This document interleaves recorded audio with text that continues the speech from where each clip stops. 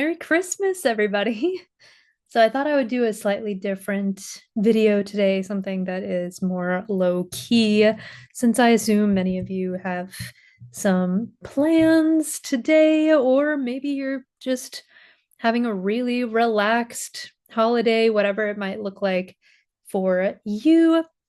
I figured I would grab a toasty beverage in my map. Look at this. Look at this map of the world of the Tanyuan Academy.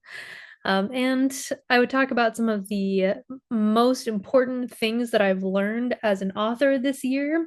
The first year that I've, not really had a another job for at least the last couple months of the year.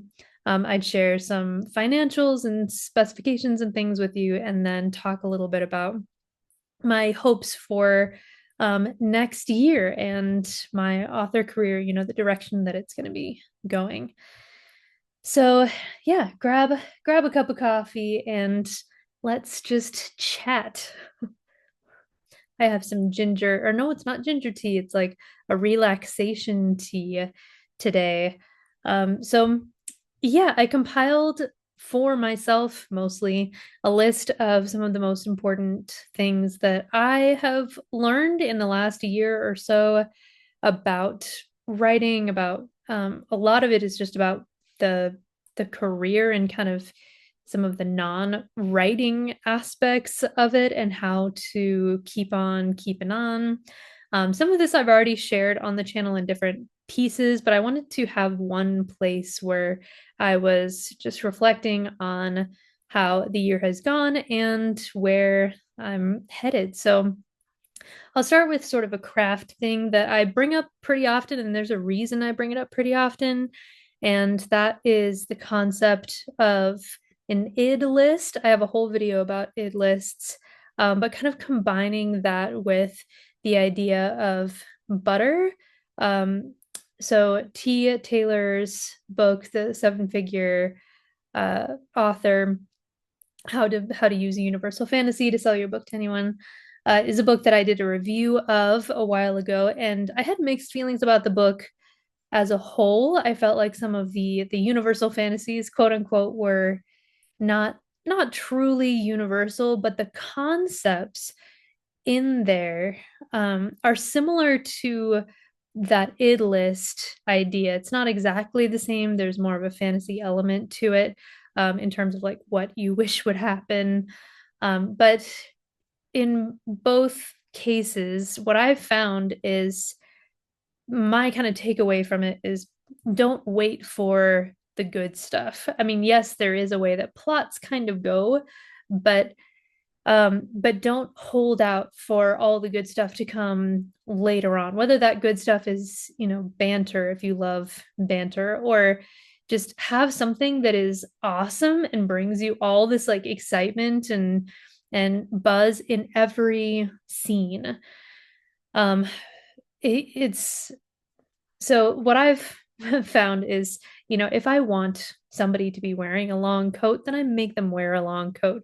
If I want a certain type of scene to come up, I'll see if it fits it within the plot, but I'll have that certain kind of scene or that certain kind of interaction come up when I'm able to make that happen.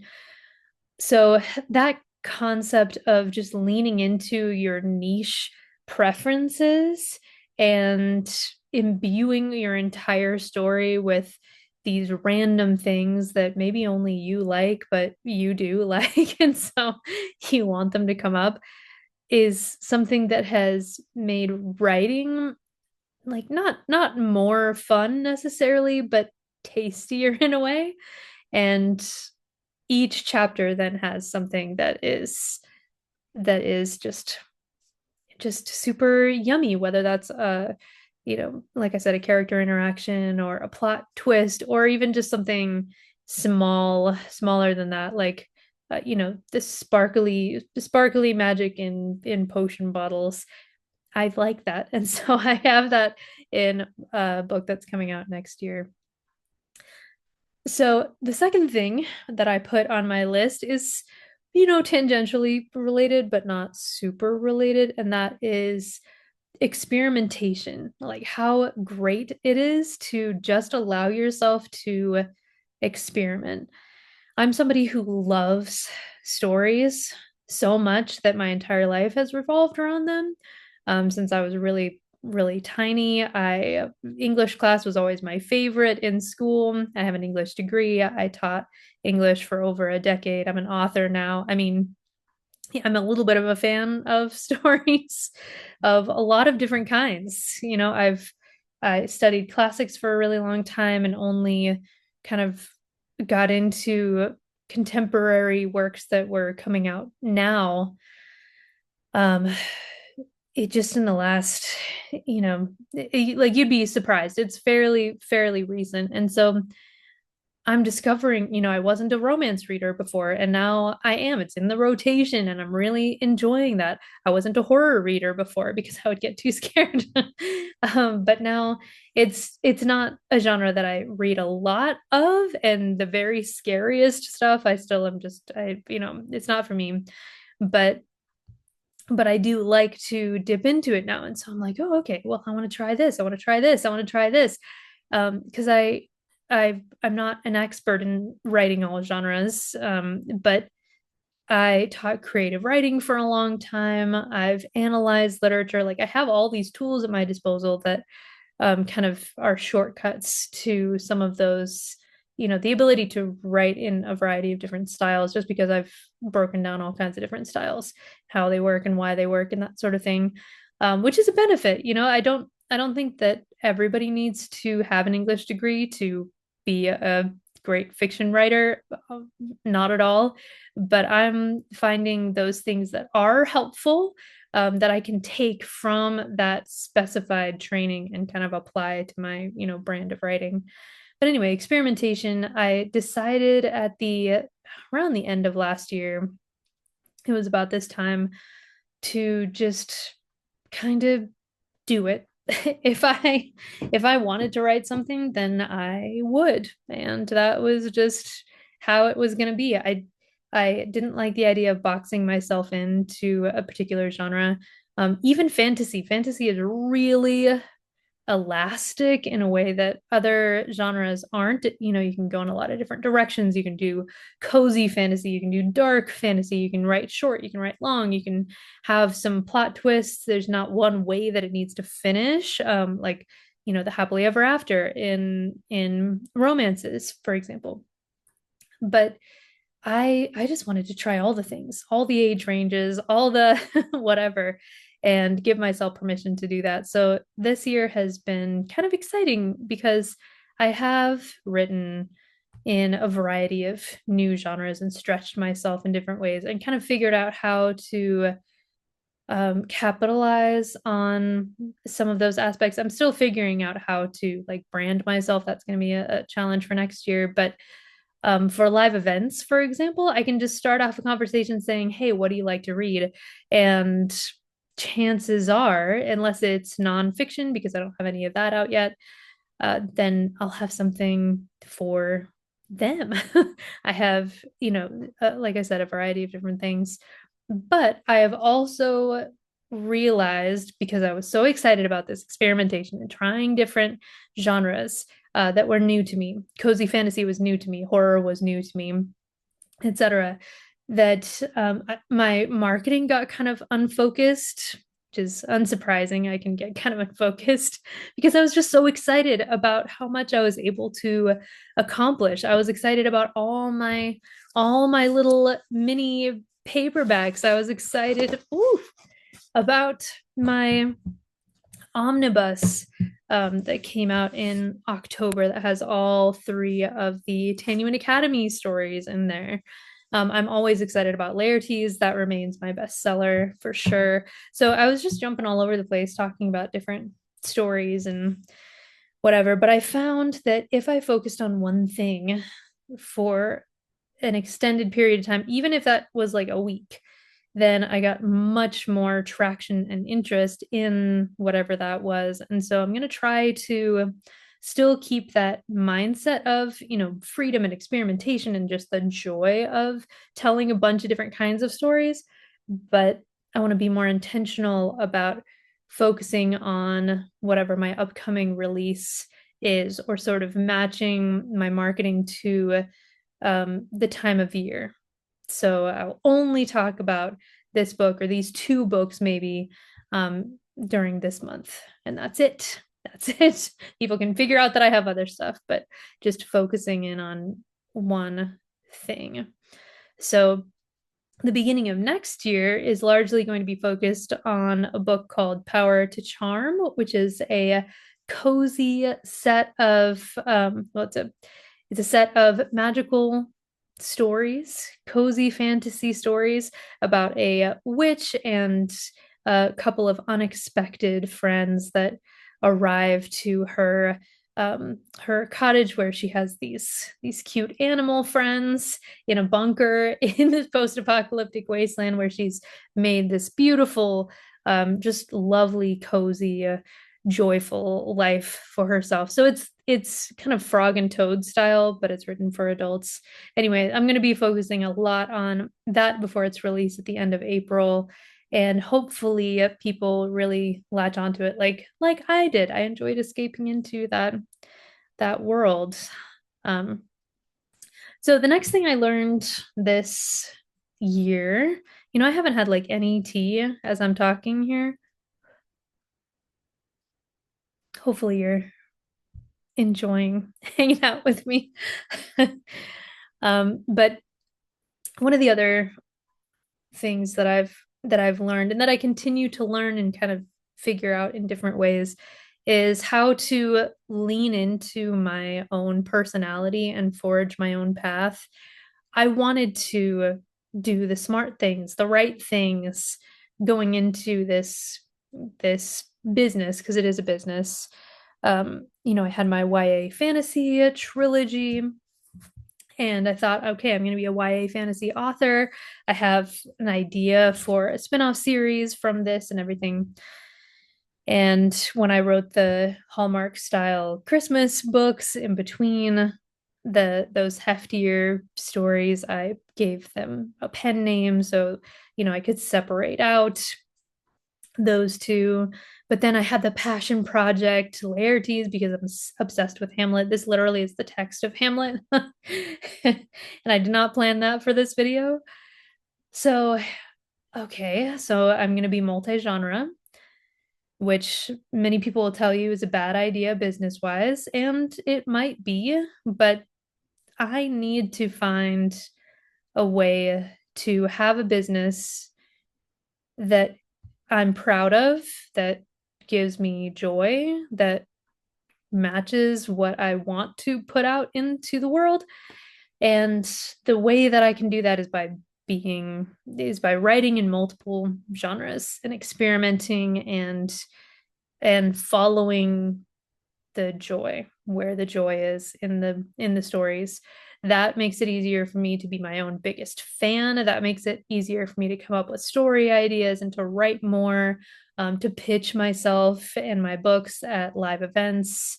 So there's just a lot to be said, I think. Even with I teach webinars and things like that. So I'm going to be teaching a whole like novel writing series next year with varsity tutors. It is for students, but I think adults might be able to sign up for some of those classes too. But something that I think is kind of nice for that as well is that I can relate to on some level to many different styles of writer. People can say I'm writing a thriller. People can say I'm writing a romance. People can say whatever.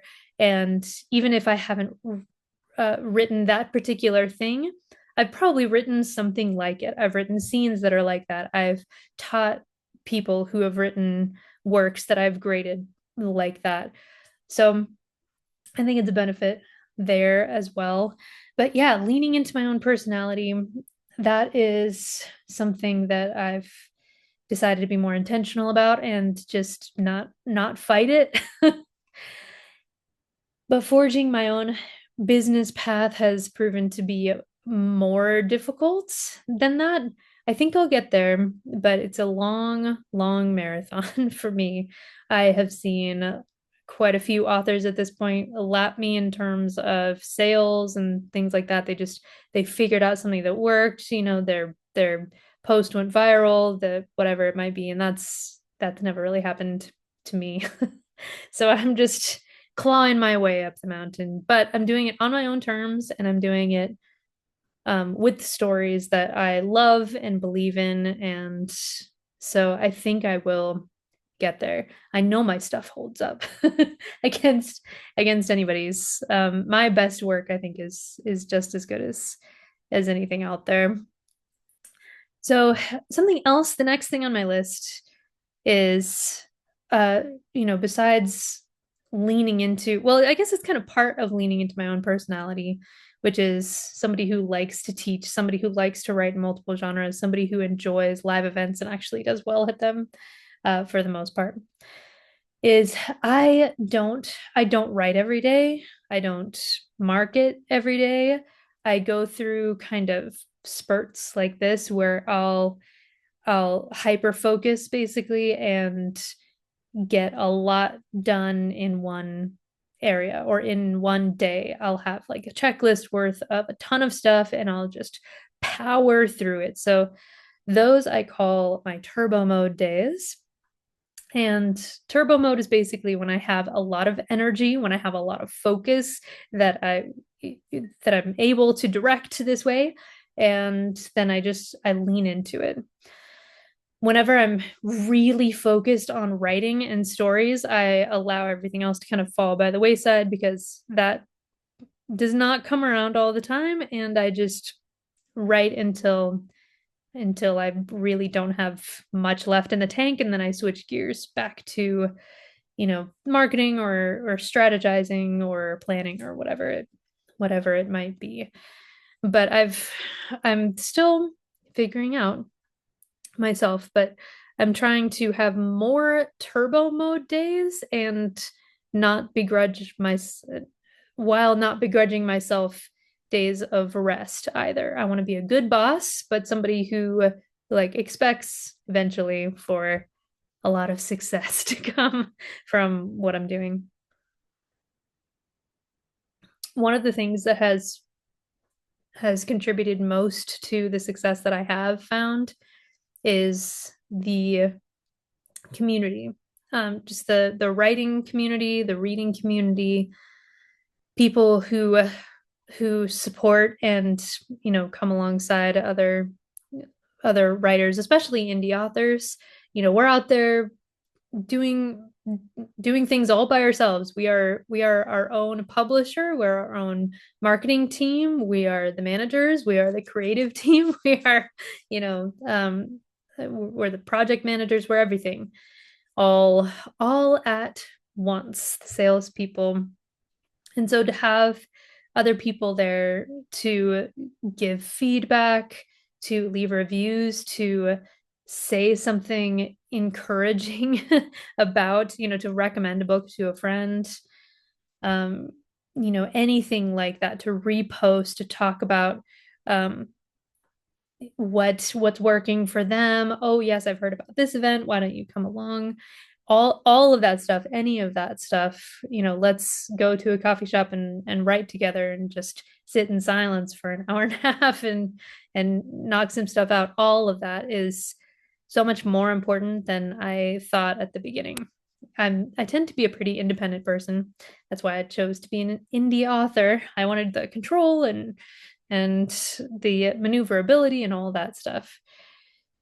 But what that means is sometimes I don't delegate, or I forget that there are people who are willing to help and, be there with you. So this year has just solidified more that um doing events is awesome. Doing them with other people is even better. This year actually I actually have fans that come to my signings. I've always had a very small group of fans that I'm aware of, handful of people that are just wonderful. But this is the first year that I've started to be recognized, and have people say, "Oh, I've heard about this book. It's on my TBR," as soon as they walk in and they don't realize that I'm the author. So, yeah, from readers and writers, although they give different kinds of, you know, goodness back, they're both just so incredibly important to have around and hear from and all of that. Writers who understand what it's like to be in the trenches of not making a lot of money and working really hard and believing in our stuff and okay, what do we do now that Bella's shut down? And all of that is very important for morale and ideas and everything in between. So I'm super grateful for the community that I have here in Colorado, and even online, people that I haven't met who just champion my work. I'm really grateful for you. Not only this time of year, but every single time I'm reminded of you. I'm just like so happy that you're, on my side and on my team. If you're watching this and you read stuff by indie authors, and you should definitely check those out. Those books, they're as good as anything out there. Just find a good one. You could read mine, but if you read indie works, reach out to the author. It's not going to bother them at all. If you enjoyed their stuff, say something. It is going to absolutely make their day. Full stop. So yeah, the community is super important. Earlier this year, I had a couple of, this year I had a couple of bad months, let's just be real. But probably my lowest point in terms of business and just believing, could I actually do this at all? It was April. I think at the end of April, there's a conference for authors here in town, and I really enjoy going to it. I've taught there before. For some reason, they didn't accept my proposals to teach there last year or this upcoming year. I really thought I'm not pleased about that. My classes are great, but anyway, so I still went to the conference. It was good, but my mindset was just not where it normally was. I was in a bad mood through some of it. I felt kind of bad, but I was just really struggling. And one of the sessions that I went to, it was actually Flor Bradley's. I just posted an interview with her a couple weeks ago on the channel, so you can check that out. But Flor Bradley had a session about showing up and doing different events and speaking and connecting with people, and she, I forget exactly which comparison she used, but the takeaway was showing up again and again pays off. It starts getting you recognized. It starts opening doors for you. It starts making a difference bit by bit by bit. And you're, even if you don't see, a sale or whatever from that interaction, just banking that goodwill with that interaction you have with somebody, or recommending, just basically showing up makes a difference, even if it doesn't seem like it's making a difference. Over time it does. And I've found this year that that's true. I've done more events than I've ever done before, and the number of people just in the last kind of half of the year who have come up at, like I said, as fans or as people who have heard of my books, or they look familiar, let's get them for a friend, has just like gone from zero to, there's somebody at almost every event now who says something like that, and it's kind of mind-blowing. It's wonderful, in fact. So that's stuck with me. I need to remind myself sometimes, but showing up even when it seems like it's not doing a whole lot of good is just adding to that recognition, and that you're banking all those interactions for later almost. A little tea break. Something else that I think is crucial. I started my author career believing this, and it's just sort of been tested over and over again in different ways, including this year, is the importance of having a resiliency, like having resiliency, having a mindset that looks for opportunities and doesn't focus too hard on the negatives. There are so many negatives in this business. There's so many people who are just primed to take advantage of you.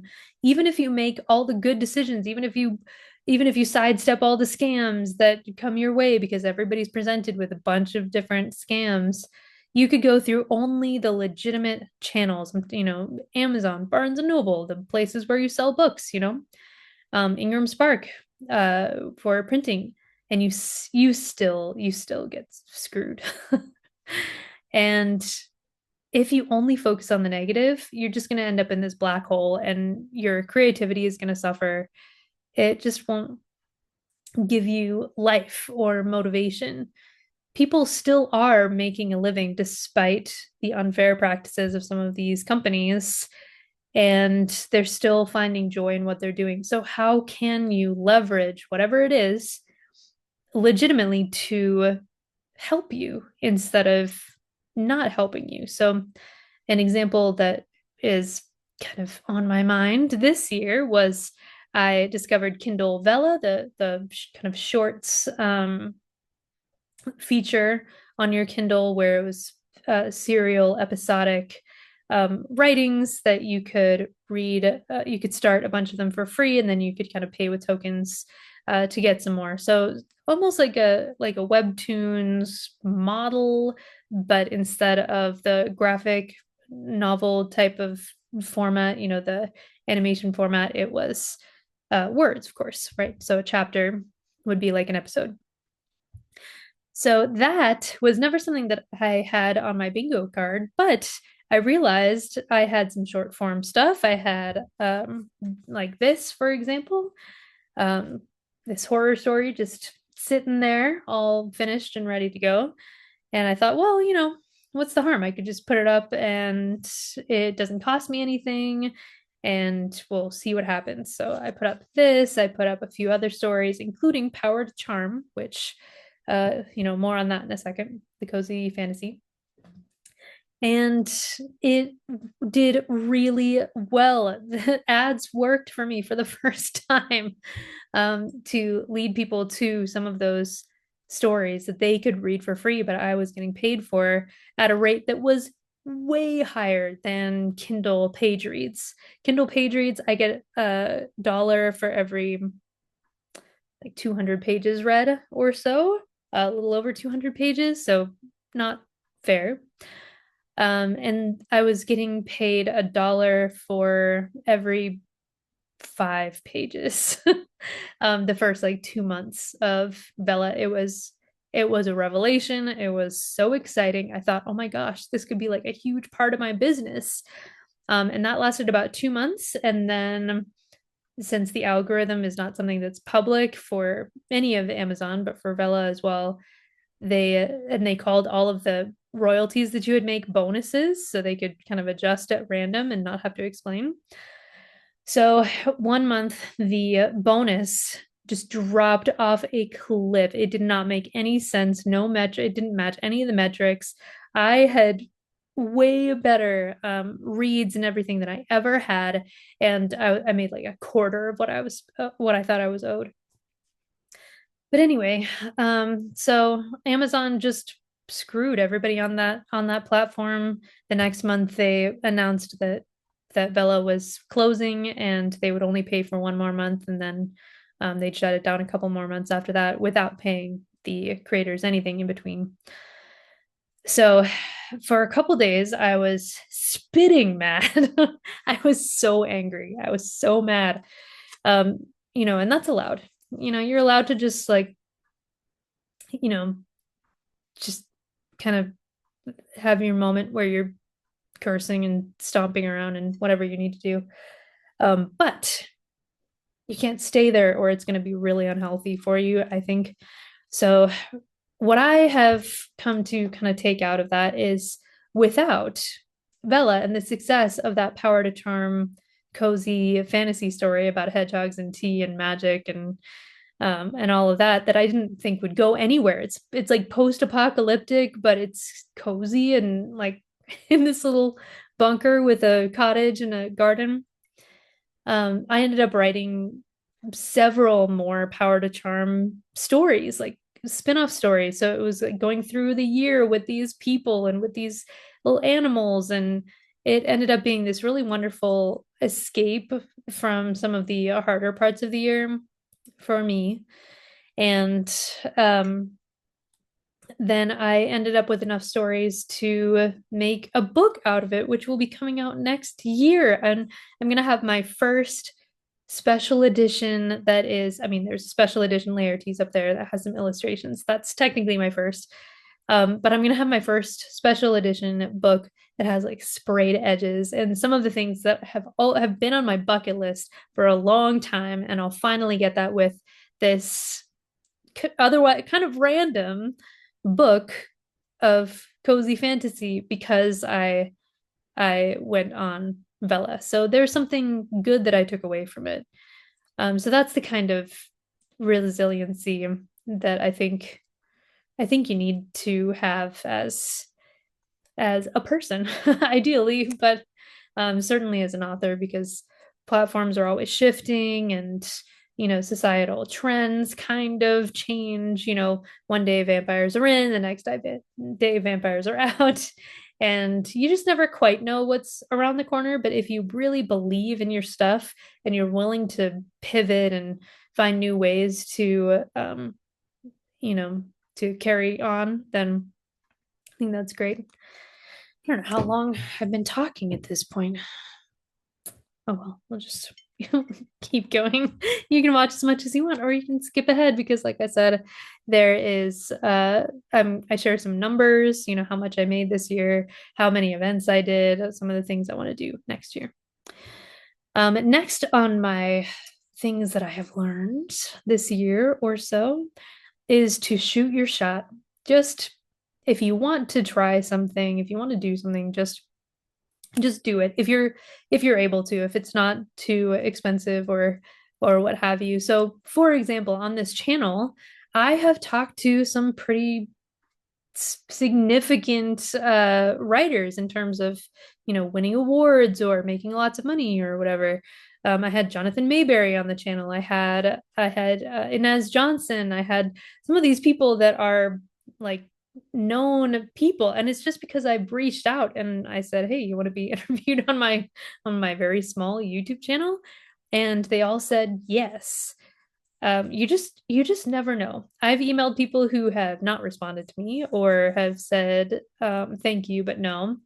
One of my thank you but no's, by the way. I love this story. It's one day I'll get him on the channel. But I emailed Andy Weir about a year ago, the author of Project Hail Mary, and asked if he would want to be on the channel. And he said, no, thank you, but I'm not doing any interviews right now. I have some family stuff going on, holidays and all that. But thanks, bye. He personally got back to me. It wasn't his agent. It was himself. And I thought, well, that's awesome. I got an email from Andy Weir that I wouldn't otherwise have if I hadn't shot my shot. So you never know. Be okay with rejection or with failure if you do shoot your shot. But if that's the worst that can happen, just not getting a response or a no, then oh well. And then you can move on, but you don't know unless you try, you know. If you assume people will say no, then it's like Michael Scott says, you miss you miss 100% of the shots you don't take. Wayne Gretzky, Michael Scott. Um, Next, something that is a little bit different this year. I mean, some of these things just came into focus this year. But this one is relatively new in the way that I approached it. And that is, if you're a writer, if you have things that are written that are finished, or even if they're published, it's your IP, it's your intellectual property. Do something with it, whatever that might be. So I posted some things to Vella that worked really well for me for a couple of months. It was just a couple months, but it worked really well for a couple of months. I decided to repackage some of my shorter content into these mini paperbacks. So, my Christmas stories each have a little mini paperback now that's just the one story in there.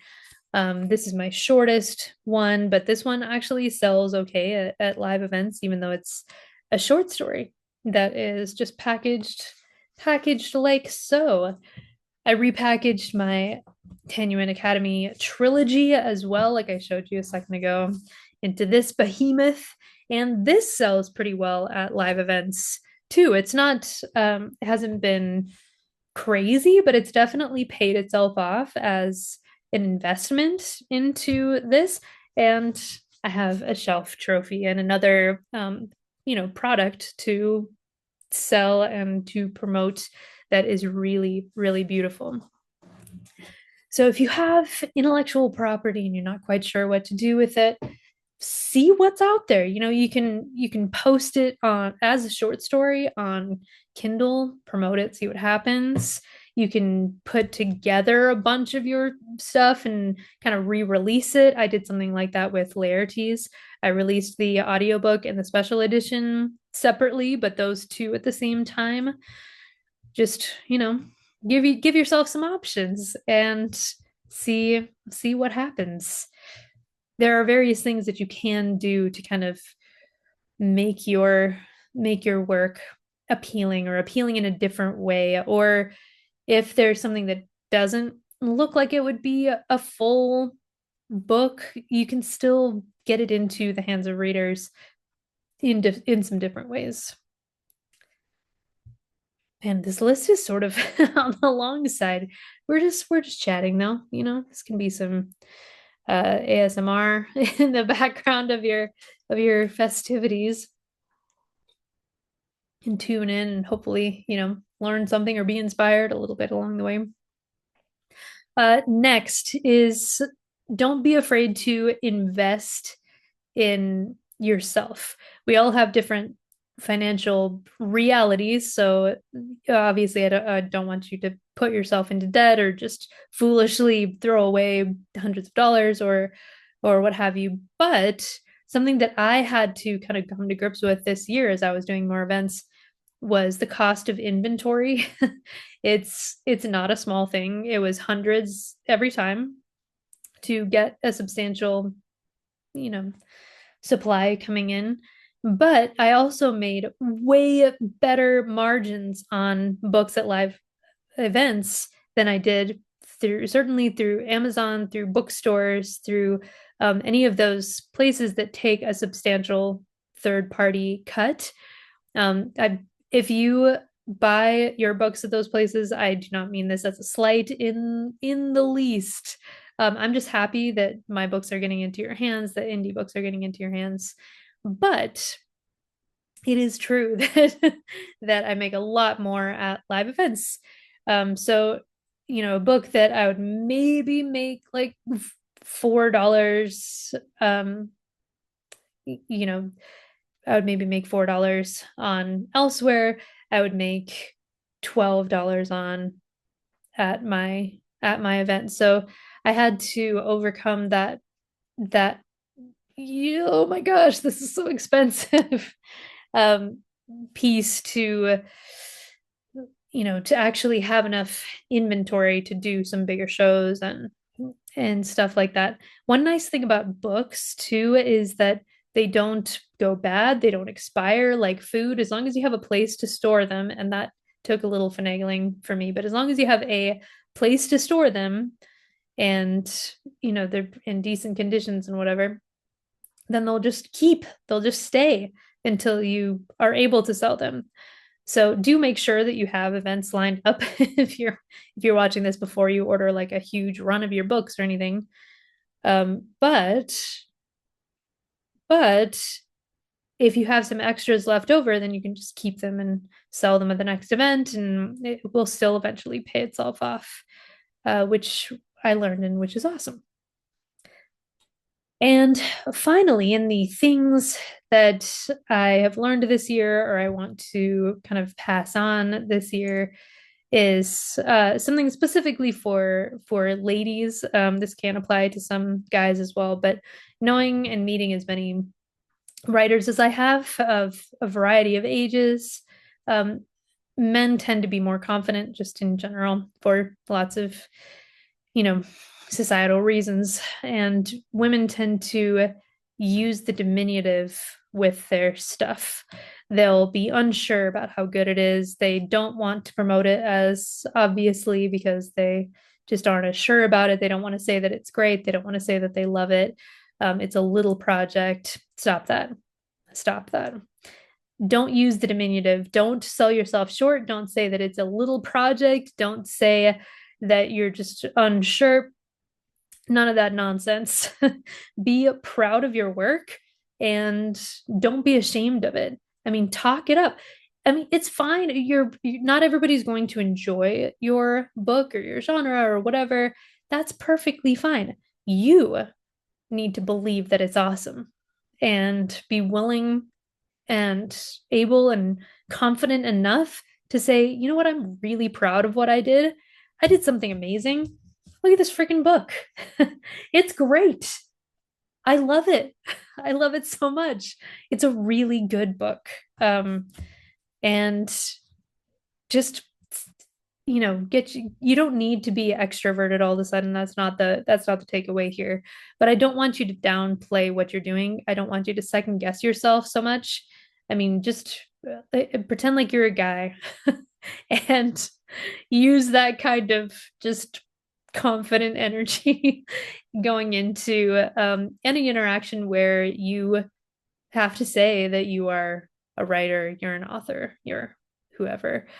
That's what I would say. I am a big fan of my own work. Kingdoms on Fire and Laertes, in particular, are two of my favorite books I've ever read. I genuinely love them. They are characters that I love. They're situations that resonate with me because I created them. I like made this thing that I think is wonderful, and it's now a place that I can go and people that I can be with, and I just feel so like so privileged to have that and to be able to share it with other people that it resonates with too. So yeah, no more diminutive. Don't sell yourself short. Just get the heck in there and believe in your work. Continue to get better. We're all continuing to get better. But if you wrote something that you like, don't pretend like you don't, that you don't care about it.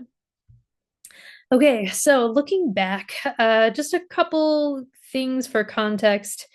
I think financial transparency is important. I know that it's very helpful for me to hear from people who did not do very well financially that I still have heard of and respect as, maybe an educator or an author. I hear and see lots of posts from people who are doing super, super, super well.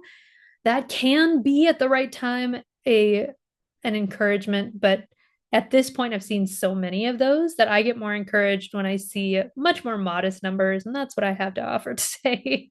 So let's just give some context. So last year, my total revenue from books, classes, and YouTube. I have another channel that's monetized called English Nerd. It's more academic focused now, but it used to be both academic and creative writing, if you're unfamiliar with that. So all of those things together made a little bit over $6,000. But my expenses last year were around $7,500. So I ended up in the hole. I paid for the the joy of being an author, last year and every year before that, but those are my stats last year. Um, this year, I am on track. I haven't had my complete December numbers, but I have a pretty good idea of what they're going to look like, unless these last couple weeks are very good, which I am just not going to assume. This year I'm on track to make a little over $19,000. So I tripled my income, which is crazy. And I spent a little over $12,000. So I did spend substantially more, not twice as much, but substantially more. So my take home is a little over 7,000 for the year. But it's the first year that I've ever been in the green in any substantial way. I almost got my business out of debt. So next year, I will be able to get my business out of debt. So about $7,000 take home for the year. I had some savings saved up, so I had the last little bit of my meager teacher salary for the first half of the year, and then I was pretty much living on this for the last half of the year with little injections from my savings. So that's what it looks like. And for reference, this year I sold around 1,000 books. I taught 12 classes or webinars, and I sold books at 26 events throughout the whole year. So next year, I have a few goals for next year. Goal number one is to earn enough to make a proper living. Because obviously, especially with the economy the way it is, it's kind of brutal to try to exist on, half a year's worth of just $7,000. I'm pretty good at tightening my belt and not really doing a whole lot of extra stuff, but just I need more than that to just pay the bills that I have. So I want to earn enough to make proper living all year next year. A couple ways I want to do that is teach more webinars and classes. I will be, like I said, doing a whole novel writing series throughout the entire year with varsity tutors, trying to set up a few more things as well with Scribophile and potentially other, conferences or services like that. So I want to teach some more. It's nice to be able to choose what I teach, though, let me tell you. I want to do more live events as well. Those have definitely been working for me. I will probably do my first out of state event next year. I'm thinking I might do 2 of those, but we'll see. Those are still to be determined. I've applied to a couple of them. I want to capitalize on launches again. It's been a long time since I've capitalized on a launch. I've been more focused on just putting out more work instead of focusing on a launch like I did with Furion Rising or with Laertes. Those I spent substantial amounts of time launching, and that paid off pretty well with the recognition. People knew about it. People were interested in it when it came out. So I want to do more of that with things like Power to Charm when it comes out in April. Yeah, hopefully by the time I have this video up, I'll actually have the pre-order up as well. I've been going back and forth with the cover designer, really trying to nail down the perfect cover for this before I set up the pre-order. And that has not yet turned into the right design. So as soon as I have that, it'll be up for pre-order so you can actually take a look at it and read the blurb and see what it's about. And then I also want to monetize this channel. I'm close to it. I've been working diligently on this channel for a couple of years now, and I'm ready to monetize this channel. So if you want to help me with that, and I'll tell your friends, tell other writers that this channel exists. I'm really close to my subscriber threshold. The more important piece is the watch hours threshold. I need to reach 4,000 watch hours within the span of a year. So for the last couple months, I've been on track for that, but I want to fast track it a bit.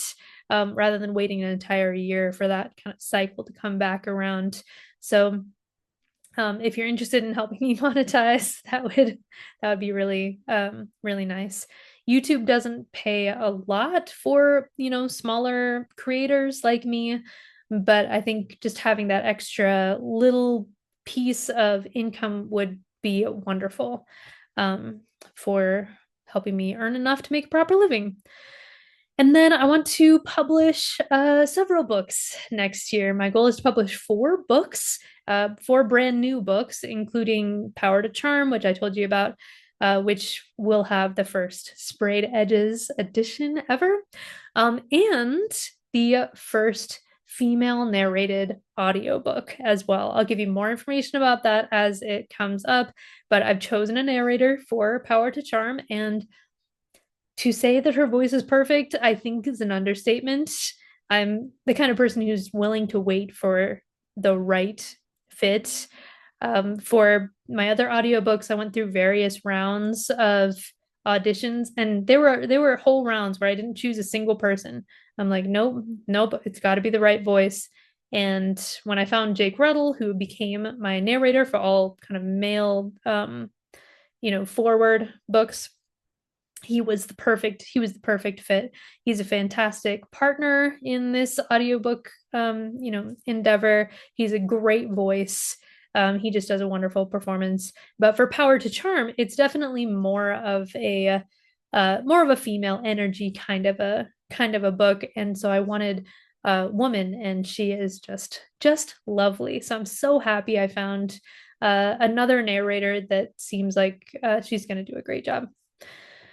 All right. So yeah, that was my long rambly coffee talk looking back at last year, some of the best advice, the things that I've learned, looking forward to next year with a couple of my thoughts and goals there. I really appreciate you watching this video and supporting me just by showing up and, commenting on the videos and watching them, and, hopefully getting something out of them as well. If there's a topic you would like me to cover next year, I'll see what I can do.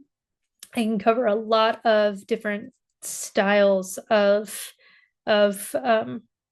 writing, publishing, and indie author life. So if there's something that you've kind of been waiting for and I haven't done a video about, put that in the comments down below. I would like to do that if I'm able to do a good job. So yeah, that is it. I think that's plenty. It's time to get back to whatever you are doing here in this hopefully festive final week. I hope you're able to be with some people that you care about and who care about you. And I hope that your writing next year is productive and you end up creating things that you are really proud of. So until next time.